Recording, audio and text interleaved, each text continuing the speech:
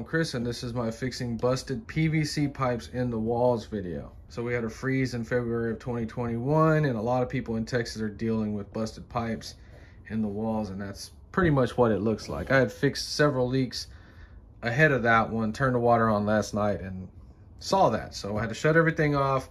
We're gonna make a video on fixing it. So the only good thing, if any, is this room is not finished in any way. I just literally stuck the sheetrock, didn't even put all the screws in it. So we're gonna be able to pull this piece off and not hurt anything. So the bathroom sink is on the other side. And even if you have different materials in PVC, at least you can kind of get an idea how we're gonna expose it, evaluate it, and dry water out if any is in there. So let's go ahead and unscrew this piece. Hopefully it comes off easy.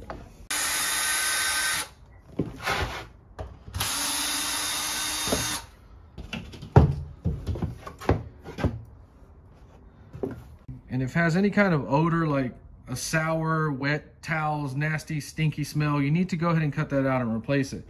We are gonna try to dry it out, but it still has to pass a test. The worst case scenario, we dry it out and the paper just separates. It's only been wet for 24 hours. I think it's gonna pass a test. And just like that, it should dry up in 5 or 10 minutes. So it was leaking right there. We need to kind of get the insulation back. I can already see it. It's cracked right there. Any leak in the wall, you need to get the sheetrock out and visually inspect it. You need to see what got wet. Are we gonna be able to dry this out, or do we have to cut the insulation out and replace it? Let's just move it out of the way to see what is saturated down there. Okay, so you're gonna take your hand and feel for wet. It's actually dry up here, dry. It's wet right here. It's a little bit wet, just in this little area right here.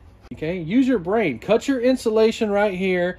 Take it out and dry it out in the sun. This stuff will dry out, I promise you. Another thing is, this house was built in 46 and it's a block and beam or pier and beam style. Whatever leaked out ran right there, it ran straight down. These floors, if you look through that crack right there, are 32 inches from the ground. If you have pipes like this busted and you have a home built on a concrete slab, you really got to chase down and see exactly what's wet, because if we were on a slab right now, I promise you we'd have about 20 gallons of water that went on our slab, under our floor, screwing everything up. And while I was just filming that right now, God is my witness, that's 100% dry. Okay, so if you try to put your hand on this, it's too hot. It's probably 150, 160 degrees, so you must supervise this type of drying out. You cannot play games with that. Nothing is bubbled up or lifted off, so we're good. All right, so we're gonna take that little space heater and we're gonna do the same thing here. So something like this is gonna take hours to dry out.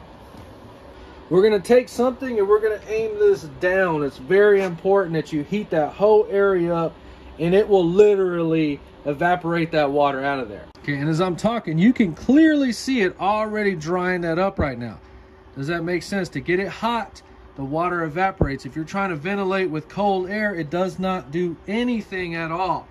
But you have to supervise this. If you have to walk away from this, obviously put it a little bit further back. So in about 15-20 minutes, you see it looks a lot better. We are not done. We got to dry it out some more, but it's too hot in here. We got to make the repair. All right, so if you're a DIYer and you want to do some plumbing repairs or even plumb a whole house, all you really need is what's in this box. But all we have in here is our PVC, our white fittings and pieces, and then our CPVC down here separated. We got channel locks, little pieces of pipe. We do have more pipe outside, cutters, a saw, sandpaper is very important. We got our glues. If you are just doing a few repairs or small stuff, do not waste your money on the glues. They do expire and go bad. And we do use Teflon tape for some of the bathroom stuff. So the first thing in repairs, if you got some kind of stuff like this going on, go ahead and cut it out completely, build it on the table or the bench. This was not damaged, but I had to bypass the hot water to take a shower because everything else was busted. So I had to make another one of these. So during the freeze, this one did split. You can see it split all the way right there, cracked open. And I've already replaced this piece under the house. So I'm gonna go ahead and walk you through this entire repair. And hopefully by the end of the video, you'll be confident enough to make your own. And if you're new at this, watch this whole video because we're gonna go over the most important thing you need to know when making these repairs. That so many people mess up and just ruin their day, ruin everything, make a mess, get mad, and start cussing and destroying everything. So first of all, we need a special tool because this is clamped on the other side. Pencil, you might need a tape measure, whatever you need to cut your lines. So you can use a regular hacksaw to make your cuts, or a PVC saw, works great. If you buy some of these cutters like this, you will need sandpaper, usually a lower grit. This is 36, 50 grit, something like that. All right, so first of all, we notice that this is loose on the other side. This is literally going to the valve under the sink for the cold water. So this is strapped to the other side, so we need to get the strap loose. Take it off if you can. Okay, so you can remove the insulation if you want to. I'm gonna remove some of it. Just like that. Just so we can access this screw. So figure out how you're gonna cut this. We're gonna have to cut it down here because the board's in the way. We're gonna use 2 couplings, one here, and then the 45. If you're new to this stuff, buy extras. Buy 2 or 3 sets for your repair because you can totally screw this whole thing up if you're new. All right, so this coupling fits perfectly in there. So we can go ahead and cut exactly in between these two. Okay, so you can make a cut with whatever you want. I actually used to hate these, but now I like them. Oh no, you see that? God dang it. No, it's cracked all the way. We gotta replace the whole thing. And this is a perfect example of what happens on busted, frozen lines. You make a repair and then you find another break somewhere else. So at least we caught it early. And when you hear the plumber say, we found more problems, look, we just found more problems. So don't always assume you're getting ripped off every time. So this is all useless. This just all has to be cut out. We can't do anything with this. You see how that crack actually continued and then it stopped. So we had to cut it all out. We're just gonna cut it anywhere, it doesn't really matter, just right here.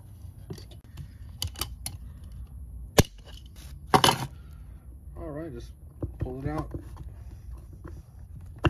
We get all the pieces, put them back together one more time, and we're gonna duplicate this little section right here. Okay, so I have these cutters and a saw because sometimes you will need a saw to make a more in-depth cut. We couldn't get a cutter all the way up to that edge like that. All right, so I always take a piece of sandpaper. I always inspect that, get any little debris out of there. It's good. So if you're doing a few repairs, don't get your giant cans. Get the small one, blue or clear. Well, most people just only use this now, but if I'm doing anything that shows I do keep my clear, like under the kitchen sink or bathroom sink or toilet, I do use the clear, but either one works. Most people, like I said, only use this one.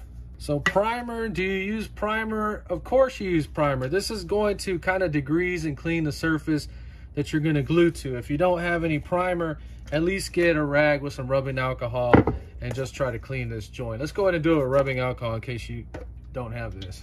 All right, just get you some on a rag and just clean it off. It's about as clean as we're gonna get it. And once you prime it or clean it, you wanna act pretty fast. This stuff should always run off like that. If it starts to clump, get rid of it. So I just kind of hover it like that.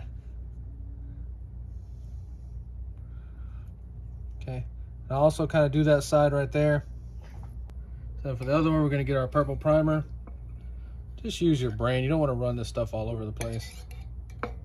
We're gonna take our joint with the clear cement, put it in there, and you wanna try to spin it about a half a turn. Stick it in there, turn it at least something.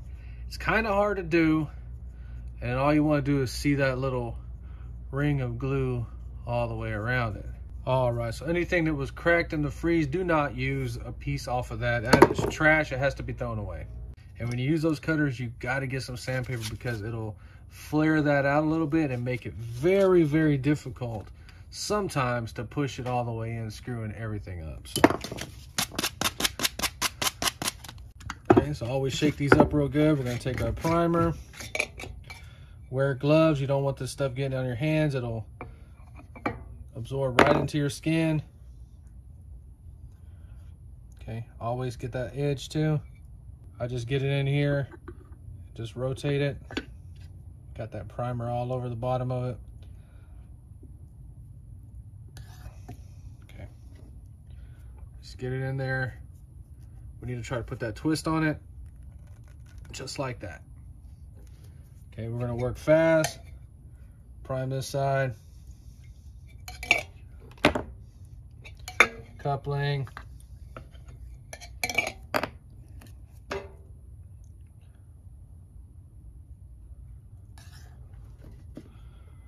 Okay, which side do we prime? Try to push this together all the way. Rotate it. Let it dry. It's real easy to get all the pieces cut out, and you screw up when you're trying to make your final glue. Remember when we stuck the joint in there and twisted it? You can't always do that, but you want to do that as often as possible. So right here, we know we can stick that one in and twist it, but we're probably not going to be able to twist it when we glue right there.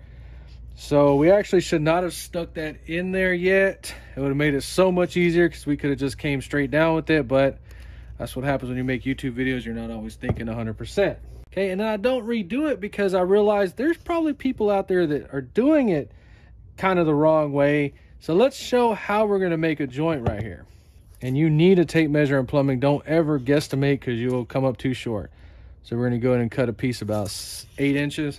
So whenever you're doing this in the wall, I'm telling you, things can go seriously wrong.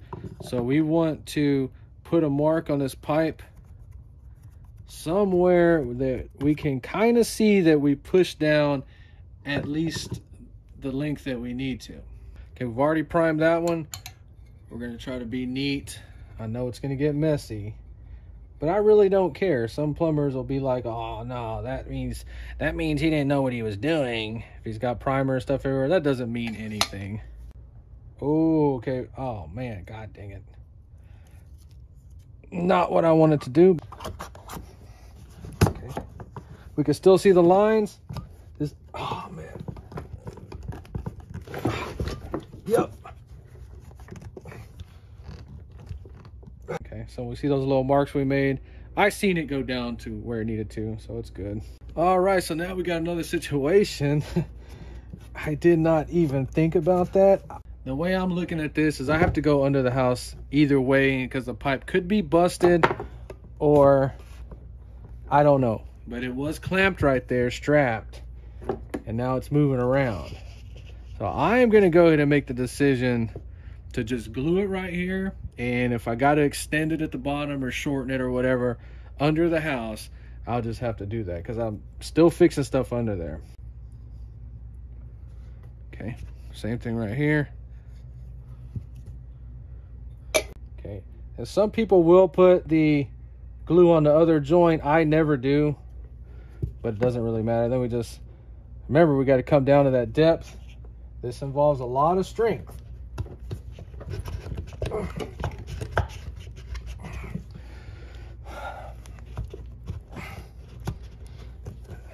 Okay. All right, I'm good with that. It's not easy. It's not fun. It's not easy in any way. So this pipe has been repaired 100%. I can feel the insulation just a little bit wet. We still need to dry this out before we put the sheetrock back on. But let's go do the other side real quick. Okay, so we got a rag in here so we drop our glue or primer. It doesn't screw up our cabinet. I cannot get the tripod in here, so I'm having to hold the phone, sorry. All right, this piece, don't forget it, or you'll have to cut it like that. So under here where it shows, I will use my clear, like I was talking about, so we don't make a big giant mess. God dang it. Remember to push it. It wants to push the whole thing. God dang it. And that was another one of those emergency situations. It wanted to push the whole thing in, so I had to grab it. Thank goodness I was able to pull that off. All right, we could have had a bad freaking experience. Look, I pulled it off so violently, it like permanently freaking distorted it. It'll be fine. All right, so we're gonna take our Teflon tape and wrap this 2 or 3 times.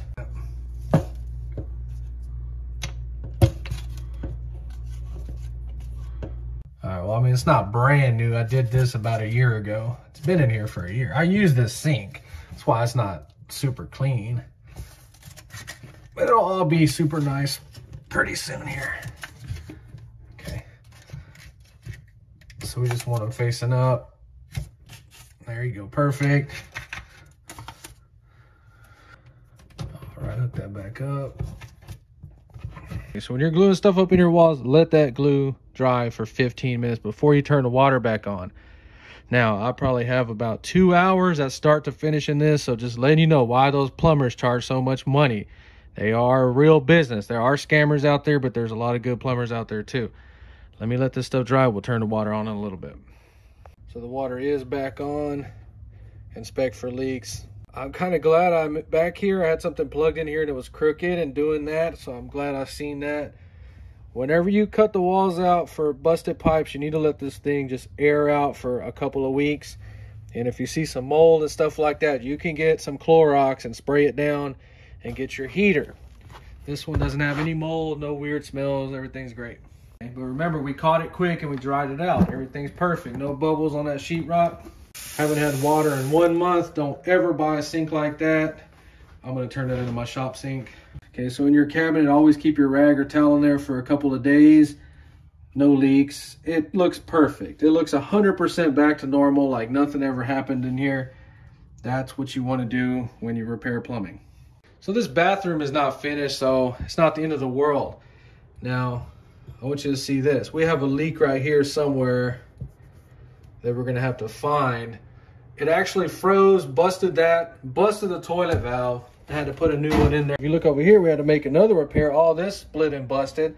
That's the line going to fill the toilet. And over here to ice maker or whatever. All that had to be cut out. And 2 weeks after the freeze, I cut this one out and it was wet in there after 2 weeks. So that's what I'm talking about. You got to get that stuff out.